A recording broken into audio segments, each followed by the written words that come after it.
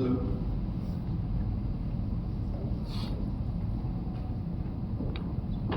We all observe 30 seconds of silence. Probably you could sit comfortably and try to focus on your breath. You close your eyes.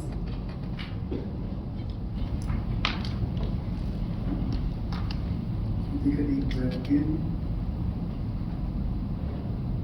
a deep breath out, and just focus on the stillness.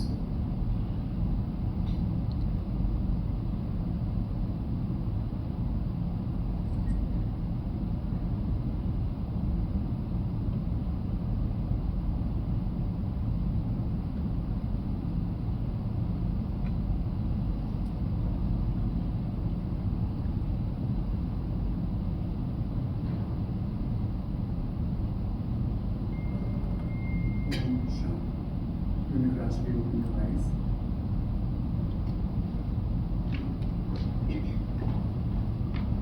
It gives me deep pleasure and a deep sense of honor to address this August gathering.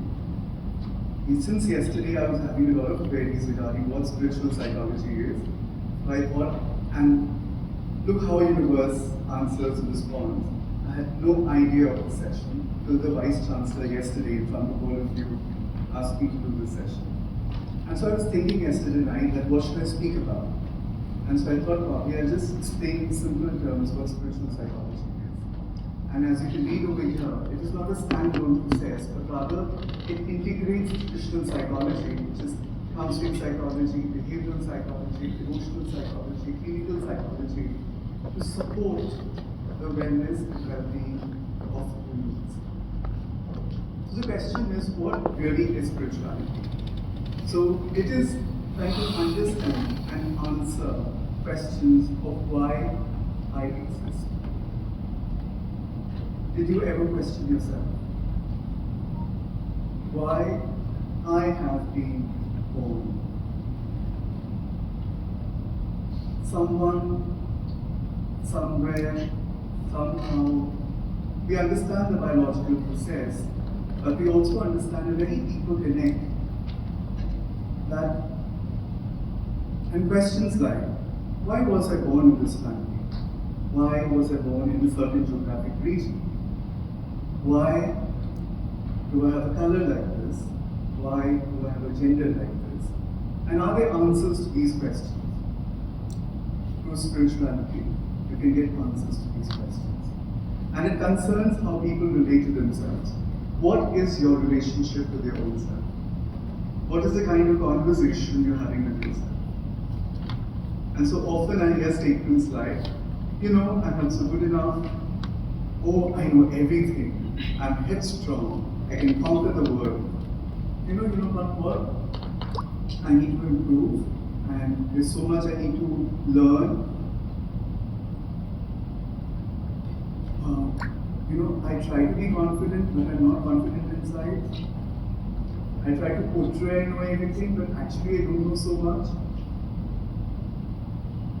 These are very subtle and deep, subconscious conversations which probably take like a flash of a second, 1 second.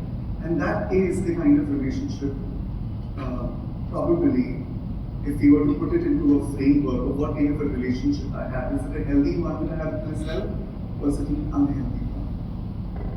And as is my cup, is it empty? Is it full? Is it full with a lot of positivity, cheerfulness, joy, and peace? Or is that it has elements of grief and sorrow, revenge, baggage, emotional burden that we being carried? And somewhere when we meet others, knowingly, unknowingly, it is not about the words that you speak, but it is also about a magnetic field that you carry around you that sort of permeates and sort of translates into, let's start with family. With the spouse, with your parents, with your children. And so, am I conscious about it?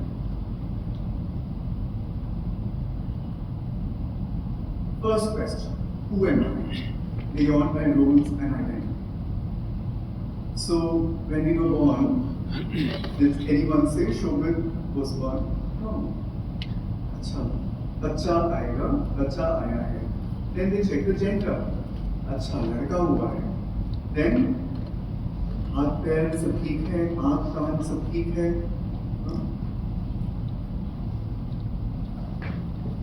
And immediately, that boy, that child, has become a nephew to someone, has become a son to somebody, has become a grandson to somebody, and so these are the various roles. But originally, did I have these roles? And then these identities and the layers, you get into a school, you get into college, you have relationships with people, you have qualifications that you add on to, whether good or bad, and so many labels. And how do we start identifying ourselves with? Do we identify ourselves with these roles and labels? Or do we remember at the conscious level who originally we are? So deep inside, do we say my hand, I hand? We say my hand, my eyes, my body. Do we say I body, I hand, I eyes? We don't say that. So very simple, ask yourself, then who I am. If I'm not this eye, if I'm not this skin, if I'm not this body, if I'm not this hair, if I'm not this eye, and if we go a little further, we understand that when, you never know when, but life force leaves the body. The height, weight, size, everything is the same. It is as it is. But then the body is not functioning. It is not moving. It is not thinking. They say the brain is dead. And so who was thinking all this while? Where did that life force go? Science explains this as energy. They call it energy is no longer there in the body. Religion has named it different names. Hinduism calls it as Atma. Christianity calls it as soul. Islam calls it as Ruh. And so we see that in every faith, every religion, there is some element which addresses this life force energy, which is so powerful. And so who am I really? And the next question, we wake up every day in the morning. For example, today we all woke up. What was that first thought that came to your mind? Can we have some answers when you woke up? Honest answers. The time. For many years, it was all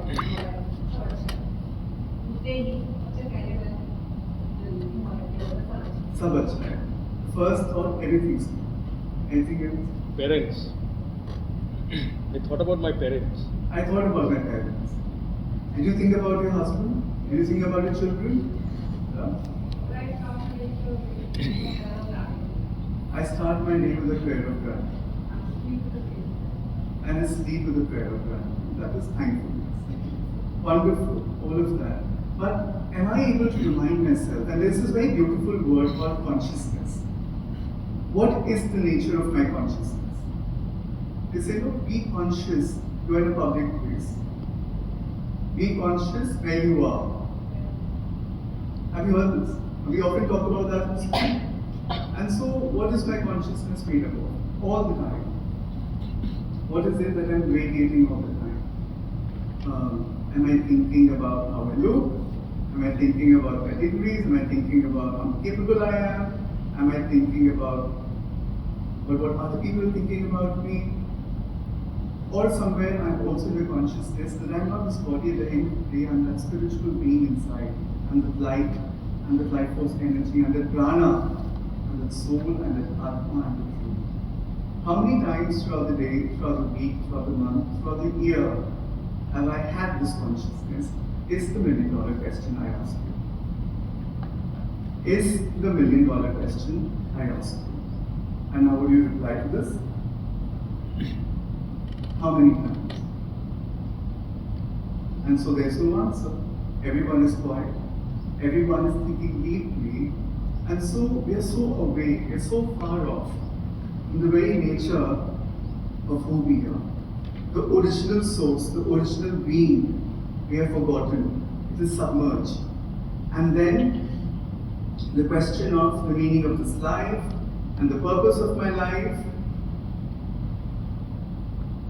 And we hear, yesterday I was talking to someone, and so we get married, and so normally for students by 25, it's good because incompatibility becomes an issue after 30.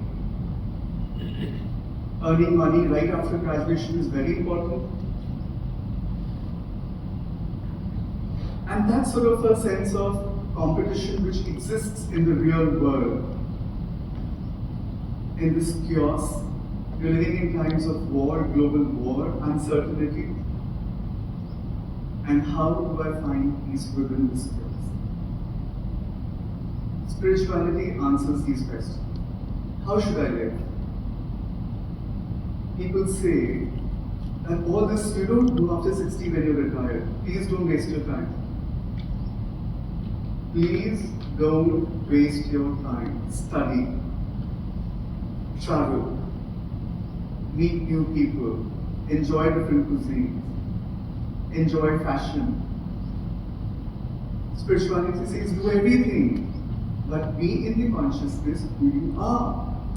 Is that too difficult a thing to do? Is that a too difficult thing to do? To be in the consciousness of who I am. I am this energy, I'm not this body. And what happens when I create this pattern in my mindset? What will happen?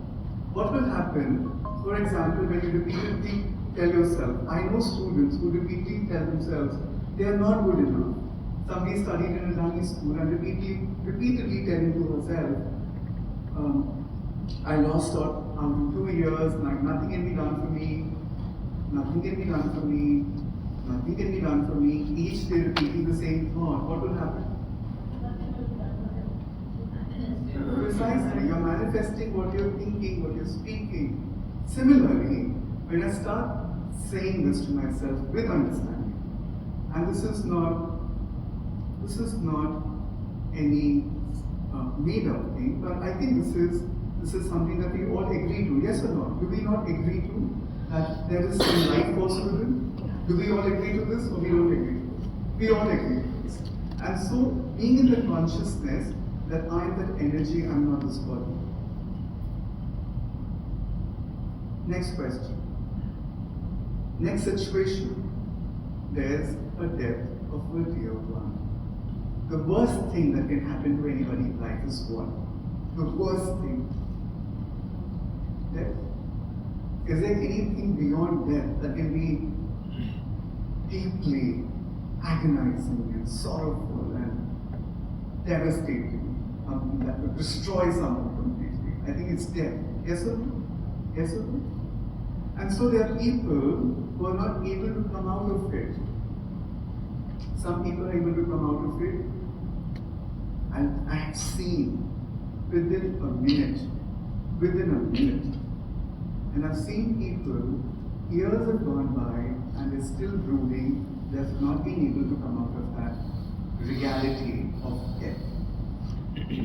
The power to face the truth, the power to face the reality, and move on with grace and dignity, because you understand what is the purpose of life.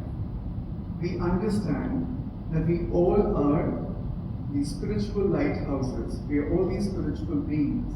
Each one is unique and has come here to accomplish, to contribute to a certain role which has been bestowed on us. As a career guidance counselor, I love this statement. There is a divine will that wants to manifest itself in physical life. There is a divine will that wants to manifest itself in physical life. Our work is to discover that divine will and work towards its manifestation. have we discovered that divine will? Yesterday, somebody said I'm 40. And now I've tried to understand at the age of 40 the role that I was destined to play. And so be it. And so be it.